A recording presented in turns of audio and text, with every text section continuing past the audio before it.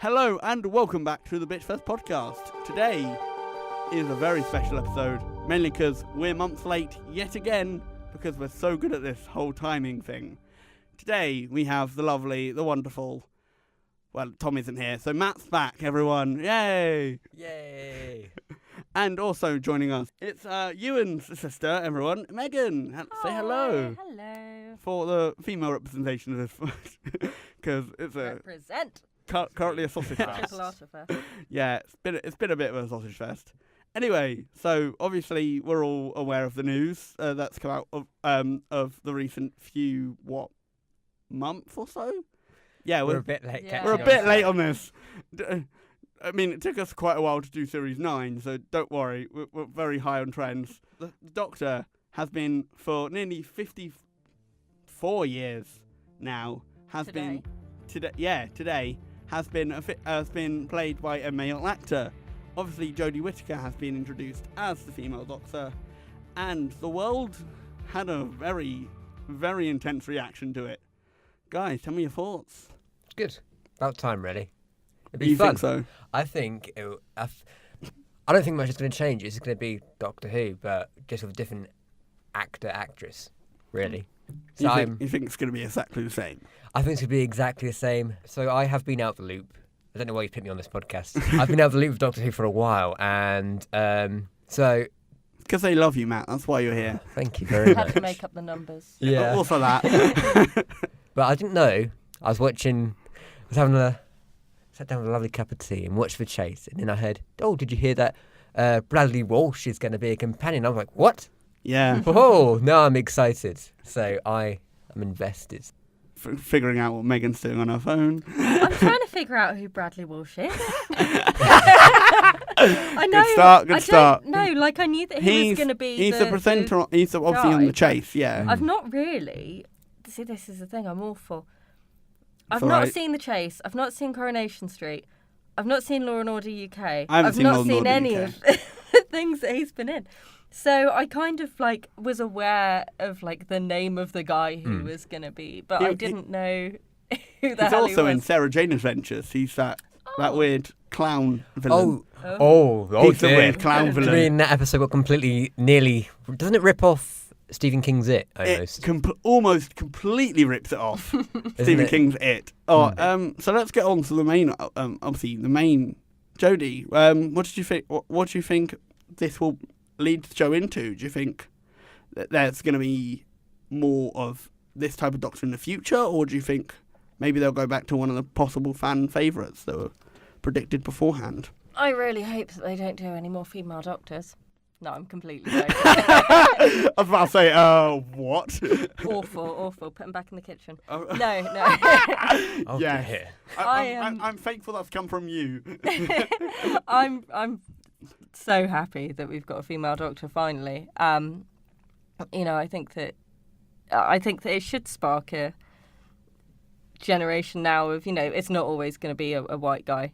No. It's not always just going to be, oh look, there's this creature from another planet who's, absolutely ancient, who changes body every time he regenerates, and oh look, it's always this one type of body. It's a very small-minded approach. Yeah, it is. It's this and he's been quirky and eccentric, but it's always quite, this sort of heteronormative. Oh look, it's this white guy and he's here, and and then sometimes he has the thing, and there's the female assistant, and they have this little will they won't they, which I just hate so much because that's awful. to me, I'm just no, he's Doctor Who. He doesn't need to have a love thing. That's not. Do I who the feel the Doctor. worst victim of that is? Rose Tyler. Rose Tyler is the worst possible reasoning for that. Hate Rose. When never a fan. we were discussing before we started recording, you said about Christopher Eccleston. Yeah. That relationship was great. It was just Rose was just yeah, I'll go along with this, and Doctor was just doing the doctory things that he. And then he changes his face, and suddenly becomes... you're like, oh my God, look how David Tennant-y you are. I mean, I don't blame her. Moving along just a bit, this is why, when we were discussing earlier, why I like Martha so much. Well, sure, she does this whole thing, like sure she does fancy him, but then she comes to realise by the end of the season, like, nah. It's not worth it, is it? No, I can do my own thing. Also, she is almost like the reason why I like her more than Rose, because I need to riff from Rose Tyler. No, absolutely go ahead. Because anytime there's riffing on Rose Tyler, this is going on old memory, but I do remember Martha being a lot more capable in situations than Rose Tyler ever was. Oh, absolutely. Like my favourite episode is I think it's Human Nature. The episode is called, where the Doctor becomes human to hide from these aliens, and the whole driving force of that episode is Martha trying to fix everything for the Doctor, making sure that, because they're supposed to be hiding, but eventually, of course, they get found out, and she's just not just that. She's just a drive. She is the driving force instead of the Doctor, which I kind of like. Which it makes these companions a bit more. She made that companion a bit more third dimensional, instead of just being okay. I'll follow you like some sort of pet, like a canine. Yeah. I mean, I get exactly where you're coming from. Like Martha broke that stereotype in her own series, because I remember I think it was in the I can't remember what episode it was. No, it was the first one, her first ever one, where she's on the moon. Her first reaction to the whole Sydney nation was try and calm everyone else down. Yeah. Try and have some sort of control in the situation, rather than everyone panic there's space rhinos. Which, by the way, is the best premise for an episode. Jadoon's on the moon. You know, that was beautiful. What a brilliant way to kick off a series. Masterpiece. But yeah, like she I think, was she a doctor or a nurse? She was a doctor. She was a doctor. So she's obviously is a doctor in her own right. She knows what she's doing, and through her medical training, she knows that the worst thing to do right now is to let panic control everyone. And obviously it will do. They're suddenly on the moon. It's raining upside down. What? You know. So I have this discussion so much at like parties and stuff. I go to very fun parties, as you can tell. Doctor Who themed parties or just regular parties? Just regular parties of nerds, to be honest. People always go, no, Donna's the better companion. My mum hated Donna. I liked her. I quite liked Donna. Yeah, she was alright. She was also someone who was like just out there and did her own thing. Yeah, she was different to Martha, and to everyone's going to be slightly different, but she was quite feisty, and I quite liked that about her. I liked how she was actively looking for the Doctor too. I know that was after introduction from like a Christmas special from a year ago, but that helped in a sense. Like, so first episode's like, all right, we know this character's already been established beforehand, so it made it easier for her to jump in, and that was good about it. It's like she was very sarcastic to the situation, which kind of just moved things forward, like the whole TARDIS thing. Like, oh yeah, we can just brush over that quite quickly. We can just get into the adventure and do whatever. And she brings some stuff up, like especially when they go to the Ood planet. It's like, oh, yes, this is very wrong. We kind of brushed over this before when we were. I think Martha and Donna have only been the companions I've ever like truly liked. Everyone else has been a bit below that, which is why I'm excited, because it's not just Bradley Walsh for this new series. No, we've got two other people as well. I've got the actors and actresses' names. Yeah. It's, sorry if I butcher this, it's Mandip Gill from Hollyoaks. Don't know who that is. Again, a series I've never seen. Tosin Cole.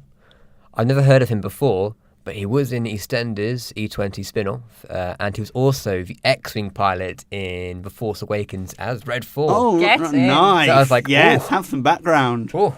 Yeah. So I was like, oh, now I'm invested. See, I like that. And obviously they're quite diverse as a cast anyway, because you've got a female doctor, you've got a male companion, I don't know what the other two roles how they're gonna fit in.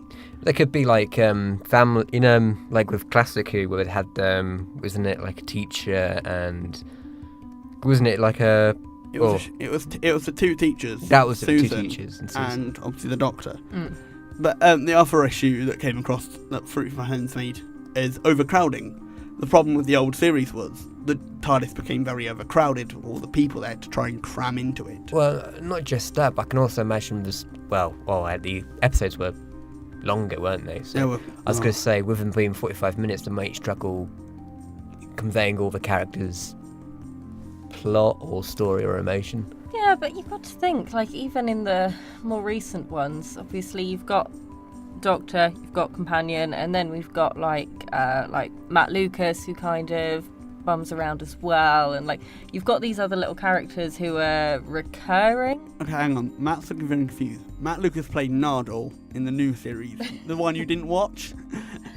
Oh my! Wait, was Sorry. Doctor Who on this year? Spoiler Yes, alert. it's been on for like has it been on? Oh my god! How to be out of the loop? I know. Wait. Wow. Yeah, just move away slowly. I don't Worry. blame you. But what I'm saying, detract from that, is that you can have these characters who aren't necessarily like full-on companions, but who kind of are very much in the orbit of the Doctor and who recur quite often, but who maybe aren't, like the primary focus so much. So maybe we're going to be seeing some more of that. What do you think about Chris Chibnall? So he's only written 2 Doctor Who episodes. Never heard of him. That'll be interesting, won't it? See, I don't think he has much experience as he's only written 2 episodes. Obviously, I don't know how much involvement. But he I'm has in assuming that Doctor he's Who. written other things in his life. I assume that. Obviously, they picked him. I make that assumption, but I'm thinking for Doctor Who itself.